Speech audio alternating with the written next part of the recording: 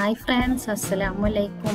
എല്ലാവർക്കും സുഖമല്ലേ? ഇന്ന് ഞാൻ ഇവിടെ ഉണ്ടാക്കാൻ പോണത് നമുക്ക് ക്ഷീണമൊക്കെ അകറ്റാൻ വേണ്ടിയിട്ടൊരു ജീരക കഞ്ഞിയാണ് കേട്ടോ. അപ്പോൾ അത് നിങ്ങളെല്ലാവരും ട്രൈ ചെയ്ത് നോക്കുക. അതിന് വേണ്ട ഇൻഗ്രീഡിയൻസ് ഞാനിവിടെ കൊടുക്കുന്നുണ്ട്. അത് പൊടിയരി, തേങ്ങ, ചുവന്നുള്ളി, ഉലുവ, കഞ്ഞിരപ്പൊടി, മഞ്ഞൾപ്പൊടി. ഇനി ഒരു ചെറിയ ചെമ്പെടുത്തിട്ട് അതിൽ 1.5 ലിറ്റർ വെള്ളം ഒഴിച്ചിട്ട് അത് നമ്മൾ അടുപ്പത്ത് വെച്ചിട്ട് കത്തിക്കുക. തിളച്ച് വരുമ്പോഴേക്കും നമുക്ക് തേങ്ങ അരക്കാം. അതിനൊരു കപ്പ് തേങ്ങ എടുത്ത് അതിൽ 3 പീസ് ചെറിയ ഉള്ളി തോല് കളഞ്ഞിട്ട് കഴുകിയിട്ട് അത് ഇട്ട് കൊടുക്കുക. 400 ml വെള്ളം വെച്ച് കൊടുക്കുക. എന്നിട്ട് നല്ലോണം അരച്ചെടുക്കുക. അത് അരച്ച് വരുമ്പോഴേക്കും ഏകദേശം നമ്മൾ വെള്ളം തിളച്ചിട്ടുണ്ട്. അപ്പോൾ അതിലേക്ക് നമ്മൾ 1 കപ്പ് പൊടിയരിയാണ് എടുത്തിട്ടുള്ളത്.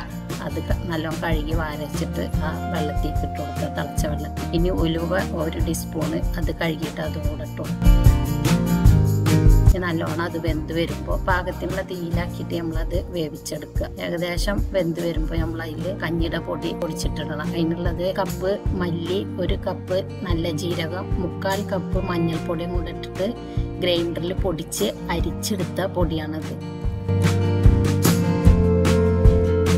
അതിൽ നിന്ന് 1 ടേബിൾ സ്പൂണ് കഞ്ഞിയുടെ പൊടി എടുത്തിട്ട് അതും 1 ടീസ്പൂണ് മഞ്ഞൾപ്പൊടിയും കൂടെ ഇട്ടിട്ട് ഒരു ബൗളിലേക്ക് ഇട്ടിട്ട് 1/4 കപ്പ് വെള്ളത്തിൽ നല്ലോണം നമ്മൾ കലക്കിയെടുക്കുക. കഞ്ഞിലേക്ക് നേരിട്ട് ഇടുമ്പോൾ അത് കട്ട പിടിക്കുള്ളൂ. അതിനാണ് നമ്മൾ കലക്കിയിട്ട് ഒഴിച്ചു കൊടുക്കുന്നത്.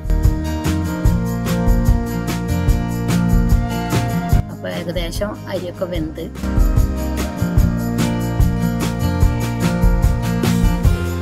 അപ്പം ഇനി നമുക്ക് ആ കലക്കി വെച്ച കഞ്ഞിയുടെ പൊടി നമുക്ക് അതിലേക്ക് ഒഴിച്ചു കൊടുക്കാം. അത് ഒഴിച്ചു കൊടുത്തതിന് ശേഷം ഒരു 2-3 മിനിറ്റ് നമ്മളത് ചെറിയ തേയിലിട്ടിട്ട് തന്നെ അത് ഒന്ന് വേവിച്ചെടുക്കും. മൂടി വെക്കണമെങ്കിൽ വെക്കാം, മൂടി വെച്ചില്ലെങ്കിലും കുഴപ്പമില്ല. കിട്ടുക ഏകദേശം കഞ്ഞിയുടെ മരുന്നിൻ്റെ കുത്തൊക്കെ ഒന്ന് മാറിയാൽ നമ്മൾ അതിൽ അരച്ച് വെച്ച തേങ്ങ ഒഴിച്ചു കൊടുക്കുക. നല്ലോണം ഒന്ന് ഇളക്കി കൊടുത്തിട്ട് പാകത്തിനുള്ള തീയിൽ ആക്കിയിട്ട് നമ്മൾ അതൊന്ന് പത വരാൻ വേണ്ടിയിട്ട് വെയിറ്റ് ചെയ്യുക. ഇളക്കി കൊടുക്കണം, ഉപ്പൊട്ട ഇല്ലാച്ചി അടിയിൽ പിടിക്കുള്ളൂ. അപ്പോൾ ഏകദേശം പത വന്നിട്ടുണ്ട്. കഞ്ഞി ഏകദേശം റെഡിയായി. അപ്പം ഇനി തീ നമുക്ക് ഓഫ് ചെയ്യാം.